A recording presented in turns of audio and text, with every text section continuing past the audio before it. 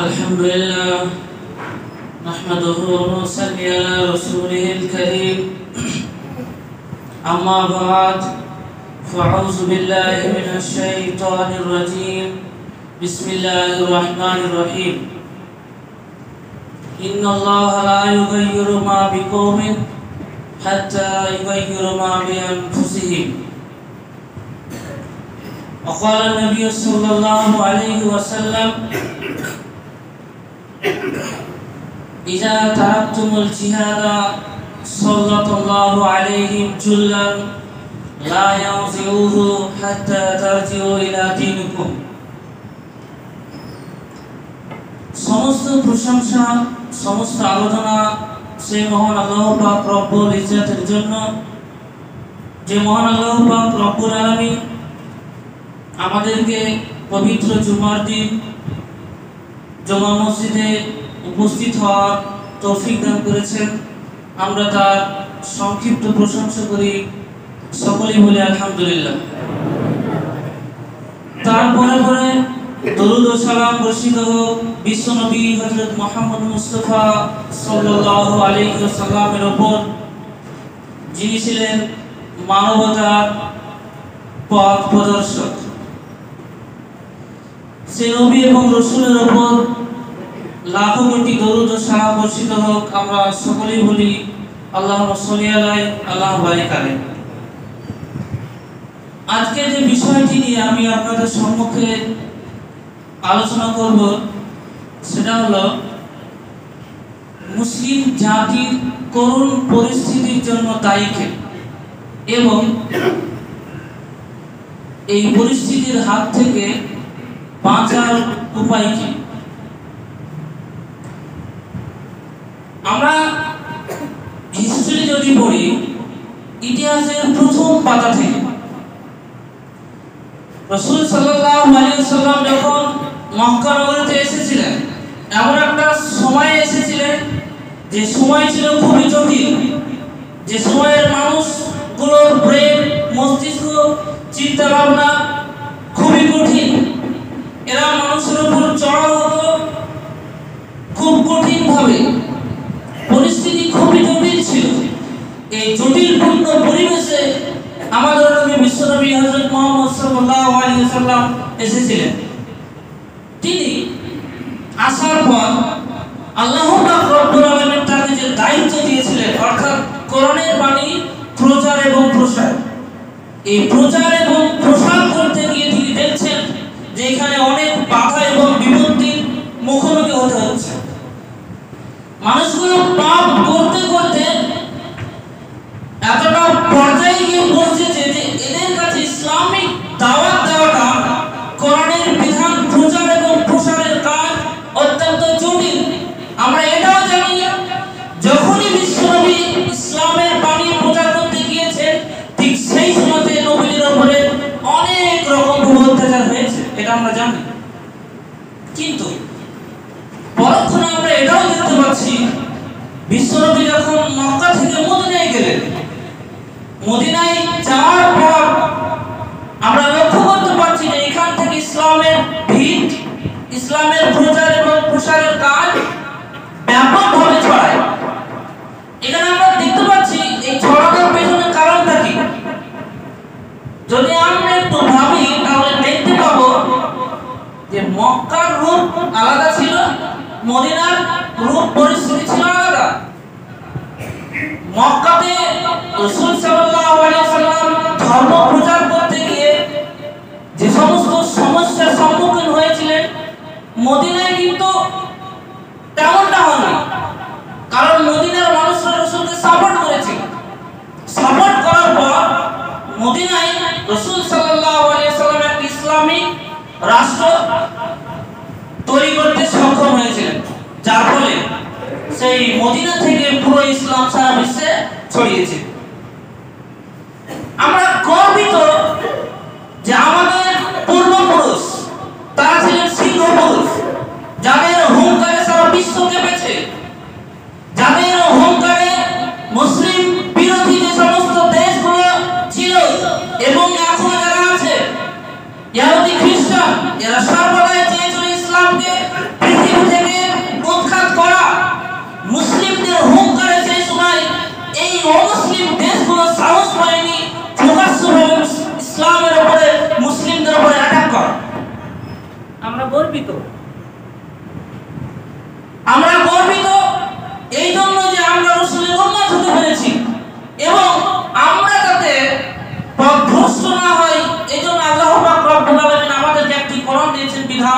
এই কোরআনের পথ এবং কোরআনের প্রতিটি নিয়ম কানুন যদি আমরা পুঙ্খানুভাবে মেনে চলতে পারি, তাহলে এই মুসলিম জাতি কখনোই অধঃপতনে যাবে না।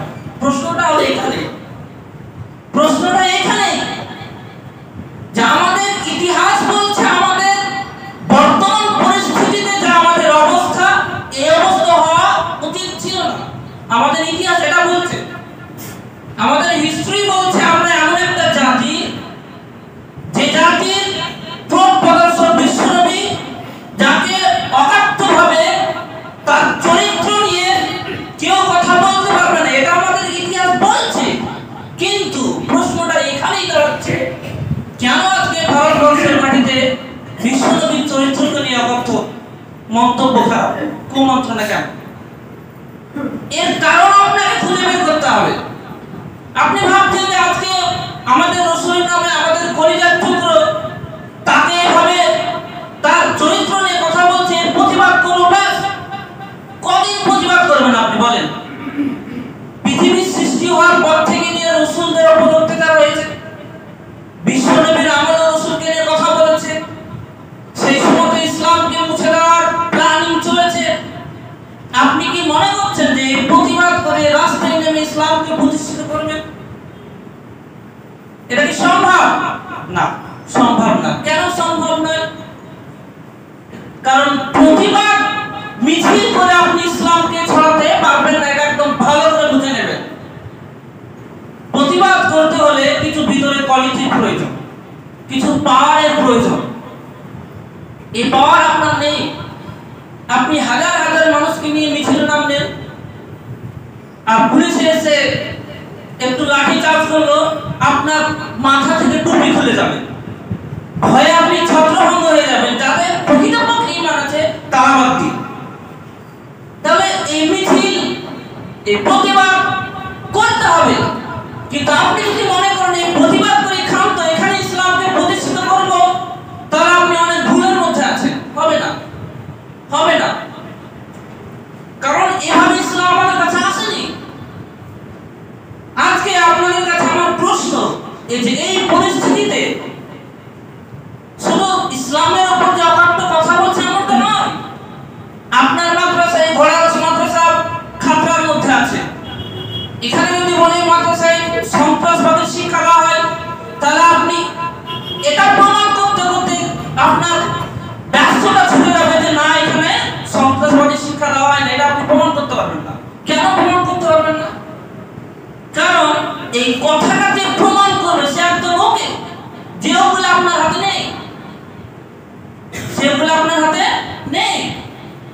যে পার্লামেন্টে বসে একটা আইন পাস করা হবে, যেগুলো সিগনেচার করা হবে, ওটাকে আপনি আটকাতে পারবেন না, কারণ ওই পার্লামেন্টে আপনার লোক নেই। তবে যে ভারতবর্ষ একটা গণতন্ত্র দেশ, যেখানে কলমের শক্তি চলে, যেখানে আপনার বডির পাওয়ার চলে না, এই জায়গাতে এই দেশে আপনি মিছিল করে কিছু করতে পারবেন না। এটা একদম ভালো করে বুঝে নেবেন। এই ভারতবর্ষের মাটিতে গণতন্ত্রমূলক দেশে যদি আপনি মনে করেন যে ইসলামকে আমি ছড়াবো এবং ইসলামের ভিত্তি সারা বিশ্বে মজবুত করব, তাহলে আপনার বিকল্প কোনো পথ নাই, কলমের পথের দিকেই আপনাকে ফিরে আসতে হবে।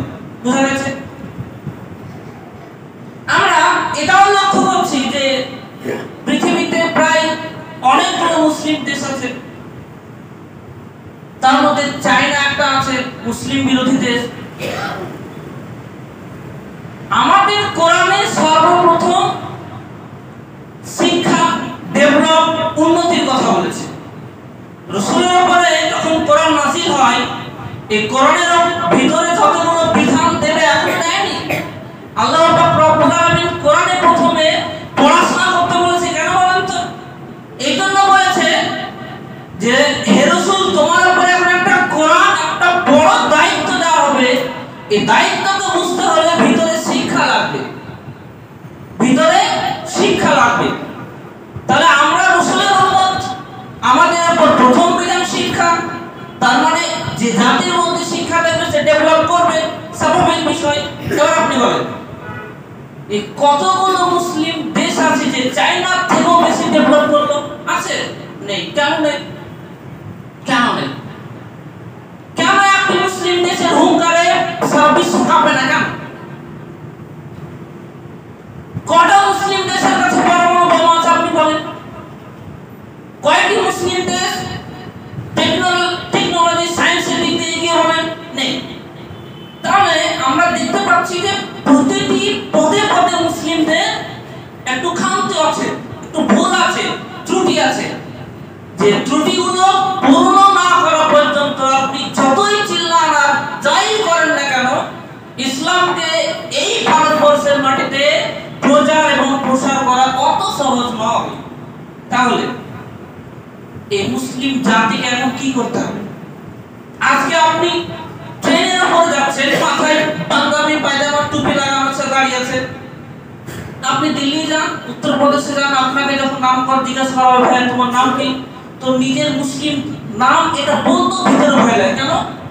যদি আমাকে জোর করে জয় শ্রীরাম বলেন, এটা কেন আপনার ইমানের তুলনা, মানে আপনার ইমানের পজিশন কতটা আপনি পর্যায়ে আছেন। এটা প্রায় সময় শুধু এখানেই নয়, আপনার যেখান থেকে ইসলাম ছড়াবে যেই সব জায়গাগুলো, মাদ্রাসাগুলো, এখন এই ভারতবর্ষের মাটিতে জিহাদ সম্ভব নয়, কিন্তু ইসলাম প্রচার এবং প্রসারের যতগুলো প্রতিষ্ঠান সবচেয়ে বিশেষ ভূমিকা পালন করছে, তার মধ্যে অন্যতম একটা মাদ্রাসা। এই মাদ্রাসার মাধ্যমে ইসলামকে প্রচার এবং প্রসার করানোর ভূমিকা ব্যাপকভাবে ছড়াচ্ছে। তারা দেখতে পাচ্ছে ইসলামকে তো চতুর্দিক দিয়ে নষ্ট করে ফেলেছি, কিন্তু এদের কাছে আরেকটা হাতিয়ার অস্ত্র টিকে আছে, সেটা হচ্ছে মাদ্রাসা। এই মাদ্রাসাগুলোকে যদি বন্ধ করে দেওয়া হয়, তাহলে ইসলামের প্রসার, উন্নতি, ডেভেলপ একেবারেই বন্ধ হয়ে যাবে। তারা এই পেছনে কাজ করছে। তারা দেখেছে যে মুসলিমকে যদি দাবানো যায়, তাহলে এক কাজ করতে হবে, সারা ভারতবর্ষের মাটিতে যেগুলো পজিশনমূলক স্তর রয়েছে, পদ, যেমন আপনার এলাকার পঞ্চায়েত, আপনার এলাকার বিডিও, আপনার এলাকার এসডিও অফিস, জেলা প্রশাসন, আপনার থানা, প্রতিটা পদ ডব্লিউবিসিএস যে পিএসসি এক্সামে যারা ইন্টারভিউ নেয় সেই পদে, আইএস অফিসার যারা তৈরি করে তারা ইন্টারভিউ নেয় সেই পদে, প্রতিটি পদে পদে যারা ইসলাম বিরোধী, যারা ইসলামকে মুছার প্রচেষ্টা চালাচ্ছে, এরা ওই পদগুলো দখল করেছে, যে পদে আমাদের কেউ লোক নেই। তাহলে যে মাটিতে, যে ভারতবর্ষের মাটিতে যেখানে ক্ষমতার বডি পাওয়ার চলে না, যেখানে কলমের পাওয়ার চলে, ওই কলমের জায়গাটা আমাদের কাছ থেকে দখল করে ফেলেছে। এ হচ্ছে আমাদের সবচেয়ে সমস্যা। এই কলমের জায়গাটা যদি আমরা আবার দখল করতে পারি, তাহলে আপনাকে মিছিল করারও কোনো প্রয়োজন পড়বে না। রাসূলের উপর যে অকাত্য এবং তার চরিত্র নিয়ে যে কথা বলছে, এই কথা বলার একটা লোকও খুঁজে পাওয়া যাবে না। কারণ যেই জায়গা থেকে ভাষণ হচ্ছে, সেই ভাষণের পেছনে যারা বসে আছে এবং যিনি দিচ্ছেন, সেও আপনাকে ঘৃণা করে। বুঝতে পেরেছেন? তাহলে আল্লাহ পাক রব্বুল আলামিন এই পরিস্থিতিতে, মুসলিমদের যে করুণ পরিস্থিতি কেন হলো, এর উত্তরে আল্লাহ তাআলা কি বলছে আমরা একটু শুনি। আল্লাহ তাআলা বলছেন যে ইন্নাল্লাহা লা ইউগাইয়িরু মা বিকওমিন হাত্তা ইউগাইয়িরু মা বিআনফুসিহিম। একটা ভালো করে মানে বুঝবেন, ইন্নাল্লাহা, নিশ্চয় আল্লাহ তাআলা, লা ইউগাইয়িরু মা বিকওমিন, কোন জাতির অবস্থার পরিবর্তন করেন না। কতক্ষণ পর্যন্ত? ততক্ষণ পর্যন্ত, হাত্তা লা ইউগাইয়িরু আনফুসিহিম, যতক্ষণ না সে নিজের অবস্থার পরিবর্তন করে। আমরা যে আজকে এই পরিস্থিতির সম্মুখীন, এই পরিস্থিতিতে আমরা ছিলাম না। আমাদের জাতি ছিল সিংহপুরুষ, যাদেরকে দেখে সারা বিশ্ব কেঁপেছে। আমাদের দেখেও সারা বিশ্ব কাঁপা উচিত ছিল। আমরা সন্ত্রাসবাদী ধর্ম করি না। আমাদের ধর্ম হলো মানবতার ধর্ম, যেখানে শুধু শান্তি থাকবে, যেখানে কোনো রাজনীতি থাকবে না, যেখানে সন্ত্রাসবাদ থাকবে না, যেখানে মানুষের অত্যাচার এমন থাকবে না। বাঘ এবং বকরি এক ঘাটে পানি খাবে, এর নাম ইসলাম। এই পরিস্থিতি হঠাৎ কেন পরিবর্তন হলো? কারণ রাসূলের যে নীতি, উমরের যে নীতি, সাহাবায়ে কেরামদের যে নীতি, এই নীতি ছেড়ে দেওয়ার ফলে আমাদের আজকে এই দুর্দশার মধ্যে ভুগতে হচ্ছে। অনেকগুলো কারণ আছে যে যার কারণে আজকে মুসলিম জাতির এই অধঃপতন। তার মধ্যে অন্যতম একটা কারণ যেটা আমি মনে করি সেটা হচ্ছে শিক্ষা। শিক্ষার কথা বললে আপনি ভাববেন যে কোন শিক্ষা? শিক্ষা দুটি স্তরে আছে, একটা দিনী শিক্ষা এবং একটা আধুনিক শিক্ষা। আমি শিক্ষা বলতে আপনাকে বোঝাচ্ছি না যে কোরআন পড়া। আপনি যদি মনে করেন যে কোরআনের হেফজ হয়ে গেলাম, হাফেজ হলাম, কোরআন পুরো মুখস্থ করলাম, পড়ে নিলাম, বাস শিক্ষা আমার দ্বারা কমপ্লিট না। আমি এই শিক্ষা বলতে আপনাকে মৌলানা বোঝাচ্ছি, আমি শিক্ষা বলতে আপনাকে টিচার বোঝাচ্ছি না। আমি শিক্ষা বলতে বোঝাচ্ছি সর্বজনীন শিক্ষা, যে শিক্ষা দিয়ে আপনি ইসলামের উন্নতি করতে পারবেন। এই শিক্ষা হলো এমন একটি পাওয়ার, যে পাওয়ারের ফলে পুরো ভারতবর্ষের ছবিকে আপনি চেঞ্জ করতে পারবেন। দেখেন কিভাবে। আজ যখন আপনার মাদ্রাসার উপর হুমকি আসে, তখন এই হুমকি পেছনে যে দাঁড়াবে, যে প্রতিবাদ করবে, এর জন্য আপনার কলমের শক্তির প্রয়োজন। আমাদের মুর্শিদাবাদে কান্দি বলে একটা জায়গা ছিল, ডোমকল এলাকায়। কিছুদিন আগে 4টা ছেলে আমাদের মধ্যে, যারা একজন কলেজে পড়তো, একজন আপনার ট্রেনার ছিল, আর একজন ছিল কারেন্টের কাজ, ইলেকট্রিক কাজ করতো। আপনারা পড়েছেন পেপারে। তো ওই এলাকাটাতে একটু আন্দোলন বা গোষ্ঠী এবং মুসলিমদেরকে নিয়ে একটা ছোটখাটো একটা সভা করা হতো, ইসলামের দ্বীনি প্রচার এগুলো করা হতো। খবর গেল, পুলিশ চলে আসলো, তাদেরকে উঠিয়ে চলে গেল। কিভাবে? যারা হচ্ছে বম তৈরি করছিল, এরা ভারতবর্ষকে পুরোনো একটা প্রচেষ্টা চালাচ্ছে, এই বলে তাদেরকে ধরে নিল। তারপর যে তারা কোন জেলে গেল এখন পর্যন্ত তাদের কোনো খোঁজ নেই। এবার বলেন, আমি একজন মূর্খ ব্যক্তি, আমার 3 জন ছেলে ছিল, আমার ছেলেটাকে উঠিয়ে নিয়ে চলে গেল, আমি এখন নিঃস্ব বাপ, আমি কার কাছে যাব? আমার ছেলেকে বাঁচানোর জন্য আমি কার দ্বারস্থ হব? আপনি বলেন, কে আমার ছেলেটাকে জামিন করবে? কে আপনার ছেলেটাকে নিষ্পাপ প্রমাণ করবে? এর জন্য আপনার প্রয়োজন একটা উকিল, যেটা আপনার নেই। তাহলে আমি শিক্ষা বলতে কোরআন বোঝাচ্ছি, আমি শিক্ষা বলতে বোঝাচ্ছি এমন শিক্ষা যে শিক্ষা অর্জন করলে ইসলামের আপনি লাভ করতে পারবেন। শিক্ষা বলতে আল্লাহ তাআলা শুধু ওই মাদ্রাসা পড়াকে বোঝায়নি।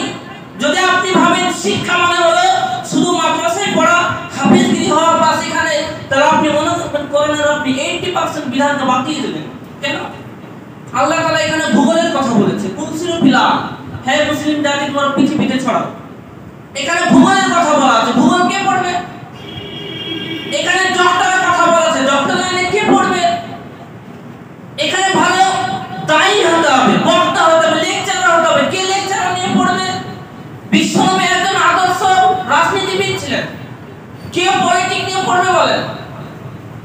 হিস্ট্রি নিয়ে কে পড়বে? সব মুসলিম পিতার ছেলে মেয়ে যদি শুধু মাদ্রাসাতেই পড়ে ক্ষান্ত হয়, তাহলে ইসলামের উন্নতি কে করে? ভালো করে বুঝছেন তো? বুঝছেন তো? শুধু যদি আপনি ধর্মীয় শিক্ষার সাথে সীমাবদ্ধ থাকেন, তাহলে আপনার ধর্মীয়গত দিকটা ঠিক থাকবে, কিন্তু এই পরিস্থিতিতে আপনার যে করোনা পরিস্থিতি, এর যে সমস্যা, এটা আপনি সলভ করতে পারবেন না। সুপ্রিম কোর্টে আপনার একটা উকিল নেই, যেখানে কোরআনের আয়াতকে মুছে দেওয়ার প্রচেষ্টা, যেসব আয়াতগুলো বলছে জেনা করলে শাস্তি আছে, যেসব আয়াতে বলছে কোন একজন ব্যক্তিকে নিরীহভাবে হত্যা করলে তাকেও নিরীহ করা হবে, তাকেও মেরে ফেলা হবে, এইসব আয়াতগুলোকে বাতিল করার যে একটা প্রচেষ্টা যখন চললো, সেই মুহূর্তে এই কথার প্রতিবাদে কে কথা বলবে? আপনি তখন যেতেই পারবেন না। তাহলে আমি একজন বাপ, আমার 3টে ছেলে, আমার 3টে ছেলেকে এমনভাবে শিক্ষিত করলাম যে ইসলামের সে চারা উপকার করতে পারছে না, তাহলে আপনি ভাবেন প্রত্যেক ফ্যামিলিতে একই সমস্যা। তাহলে আপনি কি এটা বিশ্বাস করেন যে ইসলামের উপকার আপনি করবেন? এবং এই পরিস্থিতিতে আমাদের যে ভয়াবহ পরিস্থিতি অবস্থা, এর উন্নতি হবে? কখনোই উন্নতি হবে না। উন্নতি তখন কি হবে? আপনার সমাজ আজকে যে মদ এবং জুয়া এর যে ব্যাপকভাবে বিস্তার লাভ করছে, উন্নতি তখন হবে যখন আপনার থানার ওসি একজন মুসলিম ব্যক্তি হবে।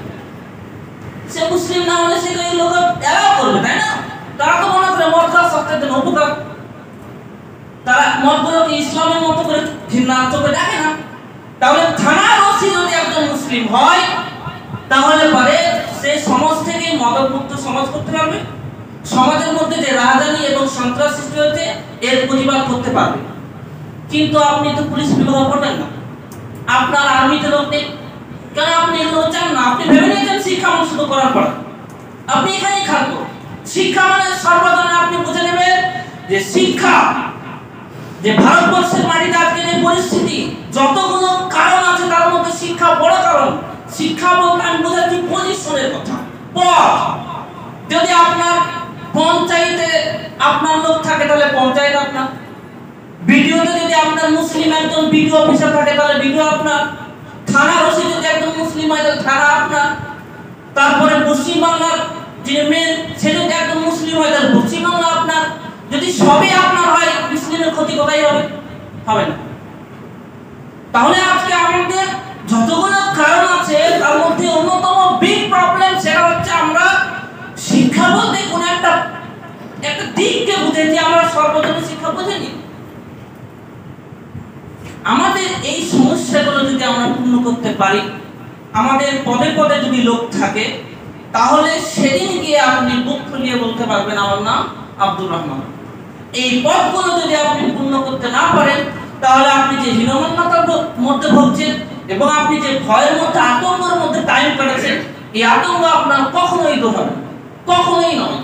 এই জন্য আল্লাহ পাক রব্বুল আলামিন এই পড়াশোনা, প্রত্যেক বিষয়ে জ্ঞান রাখা, এটার গুরুত্ব ব্যাপকভাবে দিয়েছেন। এবং আমরা জানি সাহাবায়ে কেরাম থেকে শুরু করে নিয়ে তবে খোলাফায়ে রাশিদিন যতজন শাসক ছিলেন, যতজন মুসলিমদের রাজত্ব কায়েম ছিল, প্রত্যেকেই শিক্ষিত ছিল এবং প্রত্যেক পদে পদে মুসলিমদের লোক ছিল। যখনই মুসলিমদের এই পদ থেকে মুসলিমরা সরে গেছে, ঠিক তখনই মুসলিমদের উপর অত্যাচার। আপনার মাদ্রাসা মসজিদে একটা থাকবে না যতক্ষণ না আপনি এই পজিশনগুলো পূর্ণ করবেন, সম্ভব নয়। ওই দিল্লির পার্লামেন্টে বসে রসুলের নামে ব্যঙ্গ করে কথা বলবে, আমরা প্রতিবাদ করবো, এখানেই ক্ষান্ত। কিন্তু ওই জায়গাটা কে বন্ধ করবে বলে? সেই জায়গা বন্ধ করতে হলে ওইখানে পৌঁছাতে হবে, আর ওখানে পৌঁছাতে হলে পলিটিক্যাল সায়েন্স নিয়ে আমাদের পড়তে হবে। আমাদেরকে প্রত্যেকটা বিষয় জ্ঞান রাখতে হবে এবং সেই জায়গাগুলোকে দখল করতে হবে। যদি দখল করতে পারি, তাহলে যেখান থেকে মুসলিমদের উপর অ্যাটাক হচ্ছে, ঠিক ওই জায়গা থেকে সারা বিশ্ব আবার শান্তি ছড়াবে, আবার শান্তি ছড়াবে। তা হচ্ছে সম্ভব নয়। তাহলে আমাদের কি করতে হবে? তাহলে একদম মাদ্রাসায় পড়াবো না, না, মাদ্রাসাও পড়াতে হবে। আরেকটা কথা বলে দিই এখানে এর সাথে, যাতে যেখানে আমাদের ছেলেমেয়েরা সিনিয়র মাদ্রাসায় যারা পড়াশোনা করছে, দেখেন মুসলিমদের অবস্থা কোথায়। মানে একটা ছোট্ট বাচ্চাকে ইসলামের প্রচার প্রসার হুট করে হয় না, আস্তে আস্তে হয়। একটা আপনার ছেলেকে সিনিয়র মাদ্রাসায় ভর্তি করলেন, মাধ্যমিক পরীক্ষা দিল, সেখানে জীবন বিজ্ঞান পেল, ভৌত বিজ্ঞান পেল। যখন সে উচ্চ মাধ্যমিকে যাবে তখন আর ভৌত বিজ্ঞান নেই, জীবন বিজ্ঞান নেই, ভূগোল নেই, আছে কি ইতিহাস, বাংলা, তারপর ইসলামিক হিস্ট্রি, তারপর আছে আপনার থিওলজি, আরবিক। তাহলে সেই ছেলেটা যখন উচ্চ মাধ্যমিক পাস করলে সিনিয়র মাদ্রাসা থেকে, সে যখন একটা কলেজে ভালো অ্যাডমিশন নেবে, সে তো সায়েন্স ডিপার্টমেন্টে চান্স পাবে না, পাবে না। সে ল নিয়ে পড়ার সুযোগ তার নেই, সে ডক্টর লাইনে যাবে এই সুযোগ তার নেই, পলিটিক্যাল সায়েন্স নিয়ে রাজনৈতিক মহলে যাবে তার এই সুযোগ নেই। তাহলে যেখান থেকে একটা ছেলেকে আমি তৈরি করবো ভাবছি, ঠিক সেই কারখানাটাই খারাপ। এই পরিস্থিতিতে আপনি কি করে মনে করছেন যে সারা পৃথিবীতে আবার ইসলাম ছড়াবে?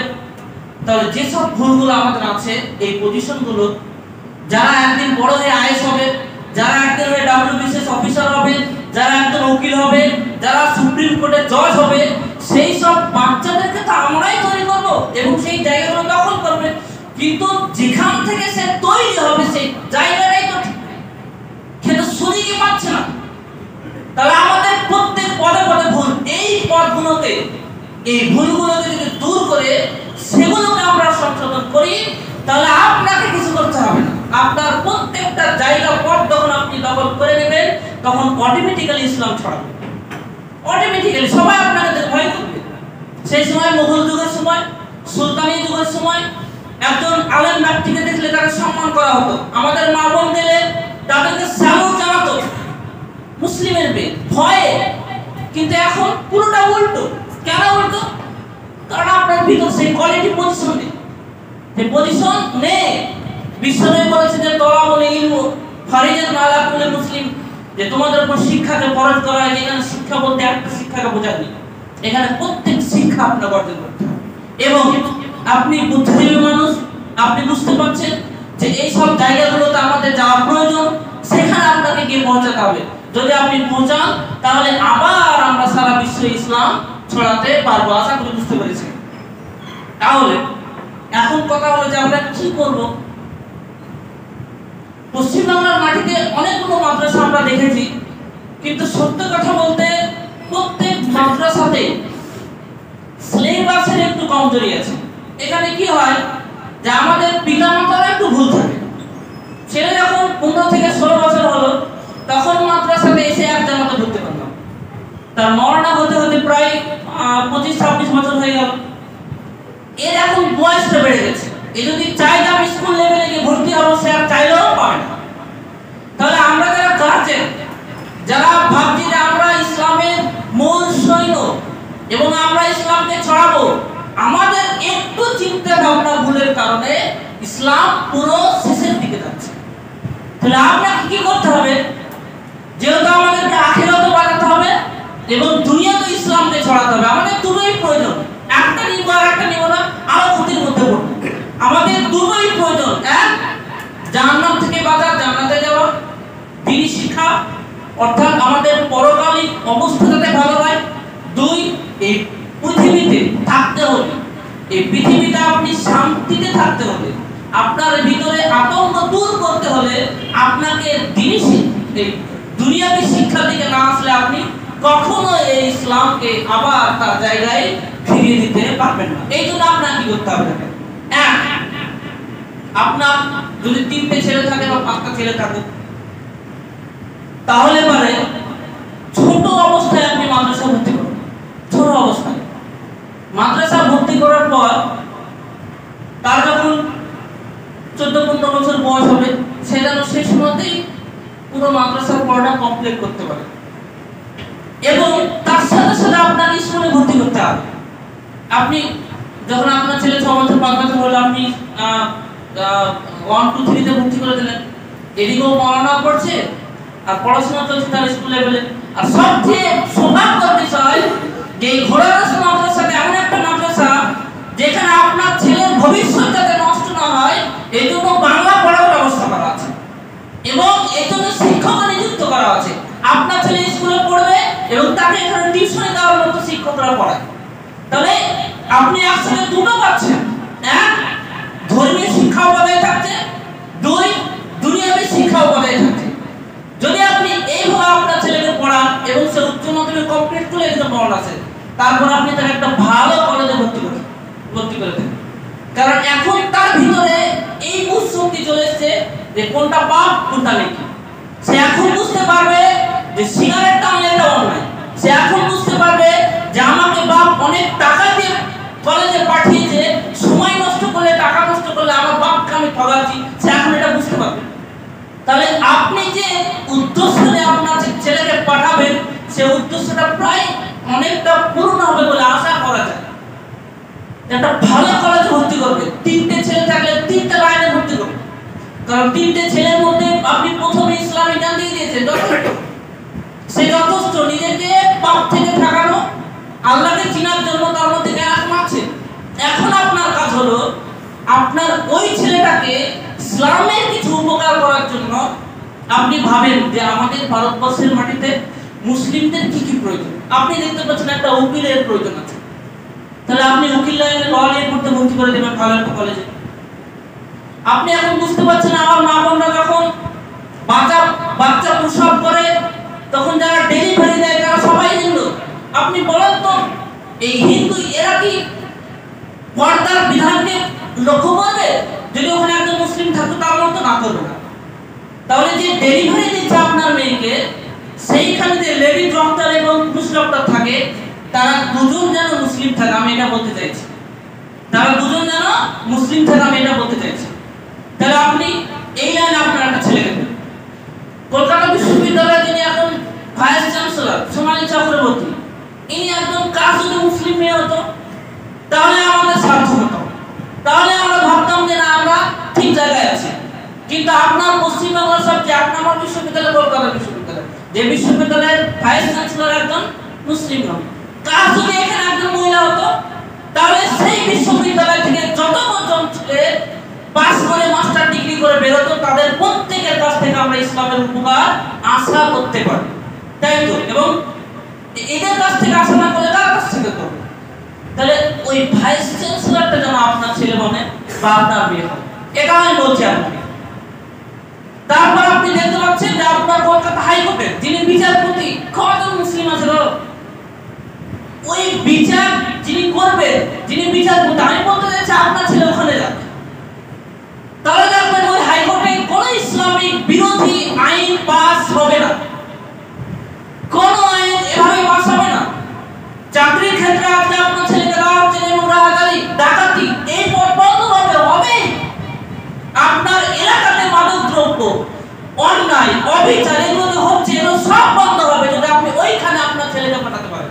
কিন্তু কাজ যদি পারতাম, যদি আমাদের চিন্তা ভাবনাটা থাকতো তাহলে অবশ্যই আমরা পরিত্রাণ পেতাম, কিন্তু আমরা সেভাবে ভাবি না।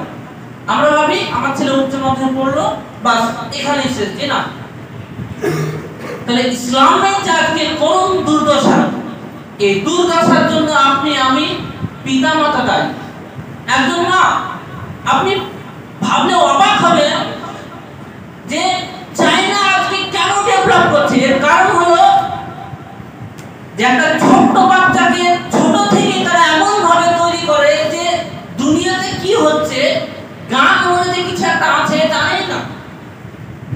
সকাল 6টায় বেরোয় বাড়ি থেকে, টিউশনি করে 9টা পর্যন্ত, খাওয়া দাওয়া করে 10টার সময় স্কুল যায়, 5টার সময় স্কুল থেকে ফিরে আসে, টিফিন দেওয়া হলো, সেই ছেলেটা লাইব্রেরিতে গেল পড়তে, 10টার সময় আবার বাড়ি ফিরে আসে, আবার পড়ায় উঠবে 6টায়। তাহলে ওর 24 ঘন্টার মধ্যে 10টা থেকে 6টা মানে 8 ঘন্টা ঘুমানোর জন্য, তাও আবার অনেক কিছু পড়াশোনা করে। তাহলে একটা ছোট্ট বাচ্চা যে তার 24 ঘন্টাকে 5 বছর বয়স থেকেই 8 ঘন্টা ঘুমানোর জন্য, বাকি সময়টা পড়াশোনা করার জন্য, এবং প্রতিটি গার্জেন, প্রতিটি সদস্য তার প্রত্যেক ছেলেকে এইভাবে তৈরি করে। তাহলে বলেন এই দেশ উন্নতি করবেন তো আমরা বলবো আছে আপনার, আমাদের এরকম আছে পরিবেশ নেই, নেই পরিবেশ। ইভেন আমরা যদি ইংল্যান্ডের ইতিহাস পড়ি বা আমেরিকার ইতিহাস পড়ি তাহলে আমরা এটা দেখতে পাই, ইতিহাস দেখি এখান থেকে আমাদের জ্ঞান অর্জন করতে হবে। কিভাবে দেখেন, এটা মা বোনদের লক্ষ্য করে বলছি। তারা যদি মনে করে যে আমার ছেলেকে আমি উকিল বানাবো, তাহলে গর্ভবতী অবস্থায় যখন প্রায় 8 মাস 9 মাস হবে, পেটে বাচ্চা আসছে, সেই সময় ল লেভেলের বইগুলো নিয়ে গেছে হাইকোর্টে গিয়ে পড়ে। যদি মনে করে যে আমার ছেলেকে গ্রেফতার করবো, তো গর্ভবতী অবস্থাতেই মেডিকেল সায়েন্সে যে সব বইগুলো ওই হসপিটালে গিয়ে পড়ে। যদি মনে করে যে আমার ছেলেকে ভালো একজন প্রফেসর করব, তো ভালো বিশ্ববিদ্যালয়ের গেটের সামনে গিয়ে ভালো ভালো বই পড়ে।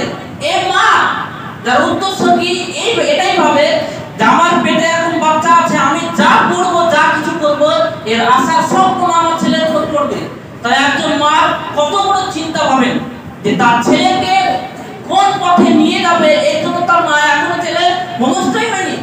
সে বাঁচবে কি মরবে সে জানে না, সে আদৌ দৃষ্টি সম্পন্ন ব্যক্তি হবে নাকি নানা পড়া হবে সে আদৌ জানে না। কিন্তু তার লক্ষ্য উদ্দেশ্য কেমন থাকে, তার ছেলেকে সে জীবনে কোন অবস্থায় দেখতে চায়, এই জন্য গর্ভবতী অবস্থাতে সে হসপিটাল, কোর্ট, ভালো ভালো বিশ্ববিদ্যালয়ে দাঁড়া দাঁড়া ধরে। আর আমাদের কি পরিস্থিতি, আমাদের বাচ্চা বুঝতে হবে 10 দিন পর সিরিয়ালে পাগল। আপনি বলেন এই মায়ের পেট থেকে যে বাচ্চা হবে সে কখনো ভালো জায়গায় যাবে? এবং এই বাচ্চা দিয়ে আপনি কি মনে করেন ইসলামের কোনো উপকার করবেন না? তাহলে আমাদের উপর দুর্দশা কেন নামবে না? অনেক কারণ আছে। ইসলাম আজকে যে অধপতিত এবং নির্যাতিত, এর পিছনে অনেক কারণ আছে, কিন্তু এই কারণগুলো যেগুলোকে আমরা কারণগুলো ভাবি না, আমরা কারণগুলো কি ভাবি, কোরআন ছেড়ে দেওয়া, নামাজ না পড়া, ঈমান না থাকে, এইগুলো আমরা বড় কারণ ভাবি। কিন্তু আমরা এই দিকটা কখনো ভাবিনি যে ইসলামকে আমরা সারা পৃথিবীতে ছড়াবো, এর জন্য একটা মানুষের প্রয়োজন, প্রতিপালনের প্রয়োজন। এটা আমাদের বাড়ি থেকেই শুরু হয়। তাহলে এখন বোঝা গেল যে নামাজ রোজা ছাড়ার তো কারণ আছে। তাহলে ইসলামের আজকে যে ক্ষতি করছে এর জন্য আমি আপনি দায়ী সবচেয়ে। কারণ আপনার ছেলেকে আপনি তৈরি করতে পারেননি। কাজ যদি পারতাম, যদি পারতাম চায়নার মতো করতে, ছেলে তৈরি করতে, যদি পারতাম ইসরায়েলের মতো দেশের মতো। কারা বলছে? ইসরায়েলের যিনি প্রধান রাষ্ট্রপতি তিনি বলছেন, অবাক হবেন জানলে যে আমাদের ভারতবর্ষের প্রায় 135 কোটি মানুষ, কিন্তু ইসরায়েলের প্রায় 95 লাখ মতো মানুষ, 1 কোটিও নয়। কত? 1 কোটিও নয়। কিন্তু তাদের শিক্ষা কতটা পাওয়ার দেখেন। প্রত্যেক ছেলেকে মিলিটারি শিক্ষা নেওয়া একদম উচিত। প্রত্যেক ছেলেকে মিলিটারি শিক্ষা নেওয়া উচিত, মেয়ে পুরুষ সমান। প্রেসিডেন্ট একদিন একটা সাংবাদিকের সামনে বলছে, জিজ্ঞাসা করছে যে আপনারা তো প্রত্যেক দেশের থেকে সংখ্যা অনেক কম, 1 কোটিও নয়, তাহলে সারা ভারত সারা বিশ্বকে আপনারা কাঁপাচ্ছেন কিভাবে? ওরা বলছে যে আমাদের দেশকে গড়ে তুলেছে রসুলের আদর্শে, যে আদর্শে রসুল তার মুসলিম ইসলাম ধর্মকে সারা পৃথিবীতে ছড়িয়েছিল, যে আদর্শের উপরে সেম একই পদ্ধতির উপরে আমাদের দেশকে আমরা করতে চাই। রসুলের উপর যে বিধান এসেছিল প্রথমে শিক্ষা অর্জন করতে, প্রতিটি বিষয়ে জ্ঞান অর্জন করতে, এটা মুসলিমরা ছেড়ে দিয়েছে, কিন্তু আমরা গ্রহণ করেছি। রসুল প্রথমে বলেছে নামাজ রোজা হজের পূর্বেই বলেছে প্রথমে শিক্ষা অর্জন করো, এই পদ্ধতি মুসলিম ছেড়ে দিয়েছে, কিন্তু আমরা নিয়ে নিয়েছি। যার ফলে আমরা দেখতে পাচ্ছি সেখানে 1 কোটিও নয়, জনসংখ্যা প্রায় 95 লাখ মতো, সেই 95 লাখ নিয়ে সারা বিশ্বকে কাঁপাচ্ছে। কেন? এদের প্রত্যেকটা পজিশনে লোক আছে। আর আমাদের এই ভারতবর্ষে যে বিজেপি পার্টি, এরা সবসময় চাইছে ভারতবর্ষের পর হিন্দু রাষ্ট্র করবে। হিন্দু রাষ্ট্র করতে গিয়ে তারা দেখছে যে যারা আমাদের সম্মুখে আছে, যারা সবচেয়ে বেশি বিরোধী, এদেরকে না ছাড়ানো সম্ভব না। এরা হচ্ছে মুসলিম। এদের উপর যদি প্রকাশ্য অত্যাচার করা হয়, যেমন রসুলকে ব্যঙ্গ করার কারণে মুসলিম দেশগুলো তাদের পণ্য বয়কট করেছে, একটা অর্থনৈতিক চাপ পড়ছে, তাহলে সমস্যা দেখা দেবে, বাইরের দেশ থেকে চাপ দেবে। এরা অনেক চালাক, এরা আপনার মতো বসে নেই, এরা প্ল্যানিং মাফিক, ভবিষ্যতে কি করবো, কিভাবে কি করতে হবে সব কিছু তারা চালিয়ে যায়। তারা দেখলো যে মুসলিমদের যদি দাবানো যায় তাহলে সব পজিশন গুলোকে দখল করে ফেলতে হবে, এবং এদেরকে শিক্ষার পথ থেকে দূরে যদি সরিয়ে দিই তাহলে আমরা এদের উপর যা করবে এরা ব্যবহার করবে, কিন্তু মেন জায়গায় আসতে পারবে। আর এটাই হয়েছে সম্ভব। তাহলে আমরা দেখতে পাচ্ছি যে আমরা যদি মনে করি ইসলামকে আবারও ইসলামের রূপ দেব, তাহলে আপনি এজ এ ফাদার, আপনি এজ এ মাদার, আপনাকে এগিয়ে আসতে হবে। আপনাকে ভাবতে হবে যে ইসলামের কি প্রয়োজন, আপনাকে চিন্তা ভাবনা করতে হবে কোথায় কি করলে ইসলামের রূপ করা হয়, এবং আপনাকে এটাও বুঝতে হবে যে আমার ছেলেকে শুধু বাংলা লাইনে পড়াবে এমন নয়, আমার ছেলের ইহলৌকিক পরলৌকিক দুটো জীবনে যাতে বহাল থাকে, এই জন্য আপনাকে ইসলামিক শিক্ষা দেওয়ার সাথে সাথে যেটা ইসলাম চাইছে আপনার কাছ থেকে, সেটা আপনাকে অবশ্যই এই জ্ঞান আপনাকে পূর্ণ করতে হবে। নতে আপনি কখনোই ভাববেন না যে আমরা এই ভারতবর্ষের মাটিতে নয়, সারা বিশ্বে কখনো শান্তি থাকবো, এটা ভাবেন না, কখনোই নয়। তাহলে পরিশেষে আমরা আল্লাহর কাছে দোয়া করি, হে আল্লাহ, তুমি আমাদের প্রত্যেক পিতা মাতাকে বুঝার তৌফিক দান করো, আমরা যেন আমাদের ইসলামকে, ইসলাম যেভাবে সারা বিশ্বে ছড়িয়েছিল, রসুলের যে নীতি নিয়ম কানুন কনস্টিটিউশন ছিল, যে রুলস রেগুলেশন ছিল, আমরা যেন সেই রুলস রেগুলেশন মেনেই আমাদের ছোট ছোট বাচ্চাগুলোকে ইসলামের উপকার করার জন্য ইসলামের পথে একদম বিলীন করে দেব। আমরা আমাদের ছেলেগুলোকে আমাদের এই ঘোড়ারস মাদ্রাসার মতো মাদ্রাসাকে যাতে কেউ ধ্বংস করতে না পারে, এর জন্য একটা উকিলের প্রয়োজন। আমি আমার ছেলে উকিল করবো, করবো তো অবশ্যই করবো।